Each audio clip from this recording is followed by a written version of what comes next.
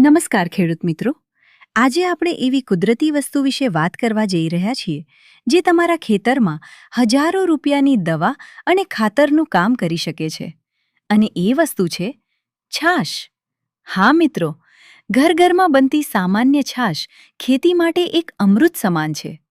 જૂના સમયના ખેડૂતોએ વર્ષો પહેલા આ રીત અપનાવી હતી અને આજે ફરીથી કુદરતી ખેતીમાં તેનો ઉપયોગ વધી રહ્યો છે. મિત્રો, આજકાલ રાસાયણિક ખાતર અને દવાઓના ખર્ચા ખૂબ વધી ગયા છે. ખેડૂત ભાઈઓ હજારો રૂપિયા ખર્ચે છે, છતાં જમીનની તાકાત ઓછી થતી જાય છે.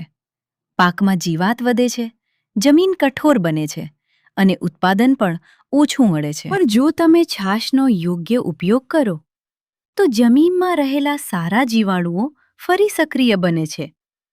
પાક લીલો, તંદુરસ્ત અને મજબૂત બને છે.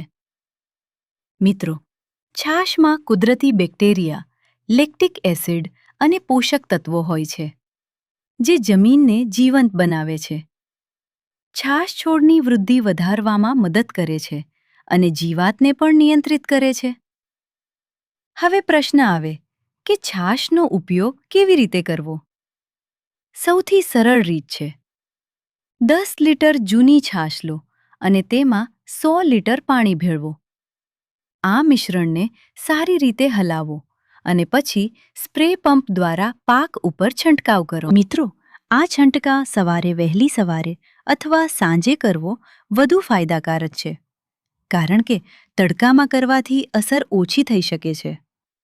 જો તમે શાકભાજી, કપાસ, મગફળી, ઘઉં અથવા અન્ય કોઈ પણ પાકમાં તેનો ઉપયોગ કરો તો થોડા દિવસોમાં જ ફરક દેખાવા લાગે છે. પાકના પાન વધુ લીલા બને છે, છોડમાં નવી તાજગી આવે છે અને જો આપણે કુદરત સાથે જોડાઈને ખેતી કરીશું તો ઓછા ખર્ચે વધારે નફો મેળવી શકીશું.